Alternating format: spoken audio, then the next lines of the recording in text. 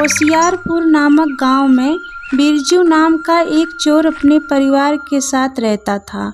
वह जंगल से गुजरने वाले लोगों को रोककर लूटना उसका काम था। चोरी करते समय अगर वह उसके खिलाफ हो जाते तो वह उनकी जान लेने में भी हिचकिचाता नहीं था। इसी बीच एक दिन उसकी पत्नी, उसका नाम सुनीता था, अभी तक कुछ भी नहीं मिला है, तुम कब जाओगे? जल्दी जाओ, जहांगीरों का समय हो गया है। फिर अगर दोपहर हो गई तो कोई नहीं आएगा, तुम्हें गए हुए 3 दिन हो गए। अरे भाई जा रहा हूँ, अभी 3 ही दिन तो हुआ है और चोरी से तुम्हारा क्या मतलब है? हमें जल्दबाजी नहीं करना चाहिए। पिछली बार लोग हमारी चोरी के बारे में जान गए थे और पास आने से डरने लगे थे। कुछ समय बाद लोग वापस आएंगे और घटना को भूल भी जाएंगे। यह सब देखकर ही चोरी करनी पड़ेगी। मैंने कहा कि आज मैं जाऊंगा, लेकिन जाने से पहले मुझे कुछ खाना है। खाना तैयार है, तुमको देर हो गई है, ये लो खाना, जल्दी लेकर जाओ।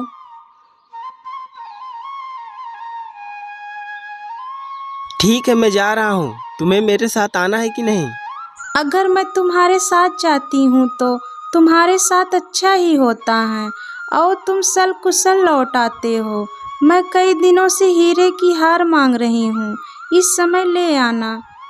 मैं थोड़ी ना बनाता हूँ, मुझे ऐसे लोग तो मिलने तो चाहिए जो हीरे पहनते हो। तो बिरजू उसी दिन चोरी करने निकल जाता है और रास्ते में एक पेड़ के पीछे छिप जाता है। अच्छा, मेरी बात सुनिए किशोर चाचा, आप जरा ध्यान से जाइएगा।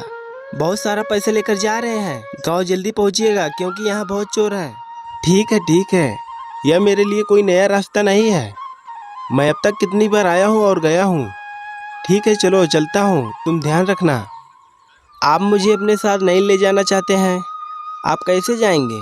मैंने सुना है कि 3 दिन पहले काशीपुर रास्ते पे चोरी हो गई थी। ठीक है, ध्यान रखना।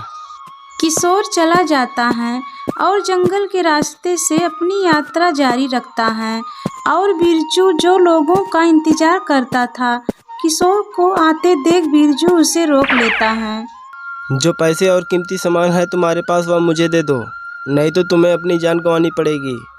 अरे नहीं, मुझे छोड़ दो, मेरे पास ज़्यादा पैसे नहीं हैं। मेरे जैसे गरीब के पास भला क्या होगा? यह बैग में क्या है? मुझे दो, मैं देखना चाहता हूँ। इसमें कुछ नहीं है भाई, रास्ते में खाने के लिए बस कुछ खाना लेकर जा रहा था और कुछ नहीं है मेरे पास। झूठ मत कहो, मैं उस बैग की बात कर रहा हूँ जो तुमने छुपा रखा है। मुझे वो बैग चाहिए, तुम्हारा खाना नहीं चाहिए। मेरे पास कुछ नहीं भैया, मैंने कहा ना मुझे जाने दीजिए। इतनी आसानी से नहीं मानोगे, पैसे दे दो वरना। बिरजू ने किशोर का बैग छीन लिया।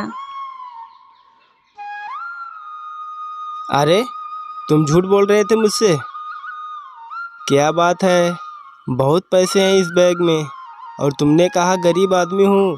तुमने मुझसे झूठ बोला, इसलिए अब तुम्हें चाकू मार दूंगा। अरे नहीं भाई, मेरी बात सुनो। मेरी बेटी की शादी के लिए मैंने पड़ोस के गांव से कर्ज लिया है। अगर ये पैसे नहीं ले गया तो मेरी बेटी की शादी रुक जाएगी। पैसे दे दो ना भाई। झूठ क्यों बोल रहे हो? बेटी की शादी की बात करोगे तो तुम्हें जान से मार दूंगा। मेरे साथ यह सब नहीं चलेगा, चुपचाप यहाँ से चले जाओ वरना चाकू मार दूंगा। मेरी बात सुनो भाई, या पैसे मुझे दे दो, नहीं तो मेरा परिवार सड़क पे आ जाएगा।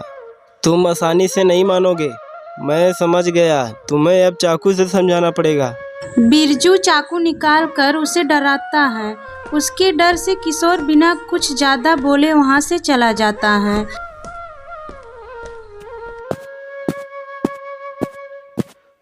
क्यों बिरजू, तुम आज जंगल में गए थे क्या? लगता है आज बहुत पैसे मिला। हाँ पिताजी, आज का दिन बहुत अच्छा है। एक ऐसा आदमी मिला था जिसकी बेटी की शादी थी, उसी से पैसे छीन कर लाया। तुम लोगों को परेशान क्यों करते हो? किसी की बेटी की शादी के पैसे तुम चुरा लिए, ये बुरी बात है। जब आपने मुझे यह शिक्षा दी थी तब आपको बुरी बात नहीं लगी। जब आप चोरी करते हैं तो आप दोषी महसूस नहीं करते। अब आए सबक सिखाने, जाइए अपना काम कीजिए। मुझे इस काम का पछतावा हुआ। तभी तो इस काम को बंद कर दिया। अब मैं चाहता हूँ तुम भी इस काम को बंद कर दो। तुम्हारे पास जो पैसे हैं तुम ज़मीन और खेत ले सकते हो। तुम इतने लालची क्यों हो? मुझे जो कहना था मैंने कह दिया, बाकी तुम्हारी मर्जी। यह सब बातें सुनने के लिए मेरे पास टाइम नहीं है, मैं जा रहा हूँ। बिरजू अपने पिता से बात करके अपने घर की तरफ बढ़ता है। सुनो सुनीता, ये देखो, इसमें बहुत सारे पैसे हैं। अभी 1 सप्ताह तक फिर से जाने के लिए मत कहना। वो सब तो ठीक है, पर तुम्हारे पिता क्या कर रहे थे? क्या वह तुमसे पैसे मांग रहे थे? अरे नहीं, वो कह रहे थे कि मैं चोरी करना बंद कर दूं। उनके हिसाब से यह सब पाप है। उन्होंने भी तो अभी छोड़ा है। उन्होंने अब तक ऐसा किया जब तक उनसे हुआ। उनकी बात पर ध्यान मत दो।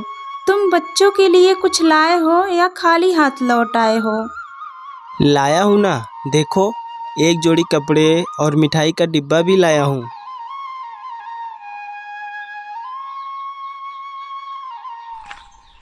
बिरजू हमेशा की तरह चोरी करने निकल जाता है। आज मुझे किसी और रास्ते से जाना चाहिए। सुना सैनिक वहाँ पर पहरा देने के लिए खड़े हैं। दिनेश और दिनेश की बेटी टीना उस रास्ते से जा रहे थे। जल्दी करो टीना बेटा, 2 घंटा चलेंगे तो गांव पहुंच जाएंगे। कोई घटना होने से पहले हमें पहुंचना होगा। इस रास्ते पर चोर नहीं है पिताजी। हाँ पता है, यह पिछली बार वाला रास्ता नहीं है, यह दूसरा रास्ता है। बिरजू ने उन लोगों को आते देखा। लगता है ये बड़े लोग हैं। अगर मैं इन्हें लूट लूँ तो 1 महीने तक आराम से बैठकर खाऊंगा। चुपचाप से जो भी पैसे और गहने हैं मुझे दे दो, वरना यहाँ से वापस नहीं जाओगे। देखिए भैया, ये हमारी बेटी है, 2 दिन बाद इसकी शादी है। हमारे पास जो भी पैसे हैं आप ले लो, लेकिन हमें जाने दीजिए। हम इसके बारे में किसी को भी नहीं बताएंगे। मैं तुम्हें बेवकूफ़ दिख रहा हूँ? तुम्हें लगता है मैं कोई छोटा मोटा चोर हूँ? मुझे पैसे के साथ साथ गहने भी चाहिए, वरना तुम्हें पता है इस रास्ते में कितने लोगों ने अपनी जान गंवाई है। अगर जिंदा रहना चाहते हो तो पूरा गहने और पैसे निकाल दो। देखिए, हमने सारे पैसे इस बैग में रख दिए हैं, ले लीजिए और हमें जाने दीजिए। और वो गले के हार का क्या?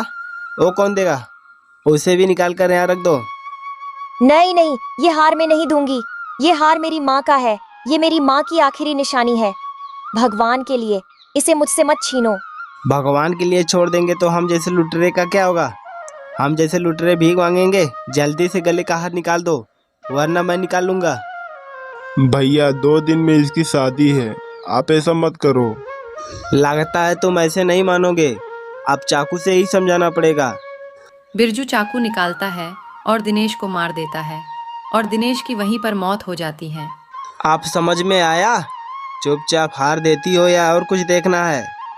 वे डर कर सारी चीजें निकालकर बिरजू को दे देते हैं और वहां से चले जाते हैं। उसी पेड़ पर बैठा एक भूत बिरजू की पूरी हरकत को देख रहा था।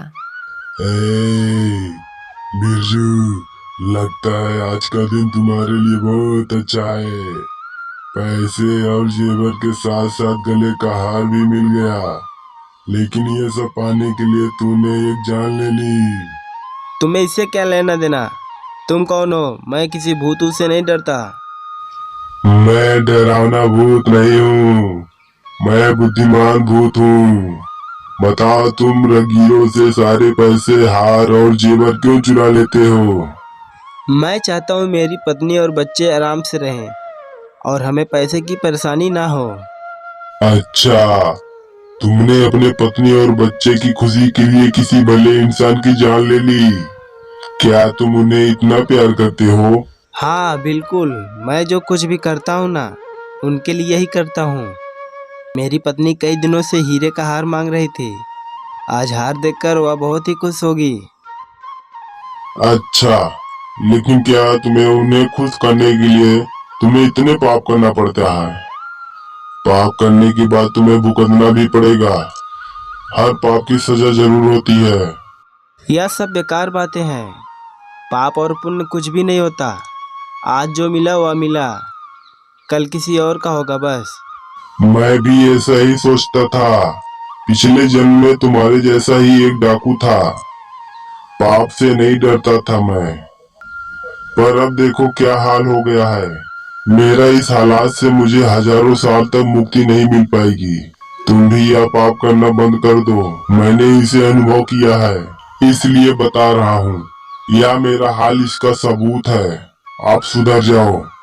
लेकिन अगर मैं कल से यह काम बंद कर दूं तो मैं अपनी पत्नी और बच्चों को खुश नहीं रख पाऊंगा। अगर मुझे उनकी ज़रूरतें पूरी करनी है तो मुझे ये काम करना पड़ेगा। चोरी के अलावा मुझे कुछ भी नहीं आता। मतलब तुम अपनी पत्नी और बच्चों को खुश करने के लिए पाप कर रहे हो। लेकिन एक काम करो, तुम पहले भी बहुत पाप कर चुके हो। पैसे और गहनों के साथ साथ अपने पाप को भी उनके साथ बांट कर देखो, तब वे तुम्हारे पाप को स्वीकार नहीं करेंगे। अगर तुम चाहो तो एक बार उनको पूछ कर जरूर देखो। मुझे अपने परिवार से पूछने की ज़रूरत नहीं है, वह मेरे लिए कुछ भी करेंगे। अगर पाप को स्वीकार करने के लिए कह रहे हो तो वह लोग जरूर करेंगे। मैं अभी जाकर उनसे पूछता हूँ। बिरजू भूत के कहे अनुसार वह अपने घर वालों से अपना पाप साझा करने के लिए पूछने जाता है। वह पहले अपनी पत्नी से पूछता है। ये लो हार लाया हूँ और इसमें पैसे हैं। अब मुझे 1 महीने तक चोरी करने की ज़रूरत नहीं है। बहुत अच्छे, मुझे हमेशा से हार चाहिए थी। मैं तुमसे जो भी मांगती हूँ वह बिना इनकार किए लेकर आते हो। अरे सुनीता, यह सब तो मैं तुम्हारे लिए ही करता हूँ। अब तुम्हें एक काम करना पड़ेगा। मैं तुम्हारे लिए कुछ भी करूँगी। आज मैं बहुत खुश हूँ। बोलो क्या करना है। यह सब तुम्हारे लिए मुझे बहुत सारा पाप करना पड़ता है। मतलब आज मैंने एक आदमी की जान भी ले ली, तब जाकर तुम्हारे लिए हीरे का हार ला पाया हूँ। मैंने बहुत पाप किए हैं तुम्हारे लिए। क्या अब तुम इस पाप को अपने साथ साझा करोगी? यह क्या कह रहे हो? हम जो कुछ भी मांगे उसे लाना तुम्हारा जिम्मेदारी है। मुझे परवाह नहीं है कि तुमने इसे चुराया है या कड़ी मेहनत की है। सभी पाप तुमने की है। अब उनमें से आधा पाप मेरे साथ साझा करना चाहते हो। यह नहीं हो सकता। मुझे वह पाप नहीं चाहिए। मैं नरक में नहीं जाऊंगी। तुमने जो पाप किए हैं वह सिर्फ तुम्हारे होंगे। कोई भी उस पाप को सजा नहीं करेगा। क्या हम नहीं चाहते तुम कोई अच्छा काम करो? यह सुनकर बिरजू भूत के पास वापस चला जाता है।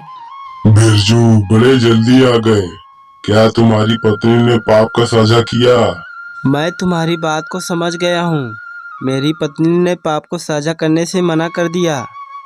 मैंने तुमसे पहले ही कहा था, पाप को साझा करने के लिए कोई भी तैयार नहीं होता। पर इन पापों से तो अब मुझे कभी भी मुक्ति नहीं मिलेगी। अब मैं क्या करूं? अब तुम ही कोई रास्ता बताओ। अब तुम्हें यह सब काम छोड़ना पड़ेगा। तुम्हारे पास जो कुछ भी है उसे अच्छा काम करने की कोशिश करो। धीरे धीरे तुम्हारा पाप कम हो जाएगा। ठीक है, मेरी आँख खोलने के लिए तुम्हारा शुक्रिया। उस दिन से बिरजू को सच्चाई का एहसास हुआ कि जिसने पाप किए हैं उसको भुगतना भी पड़ेगा।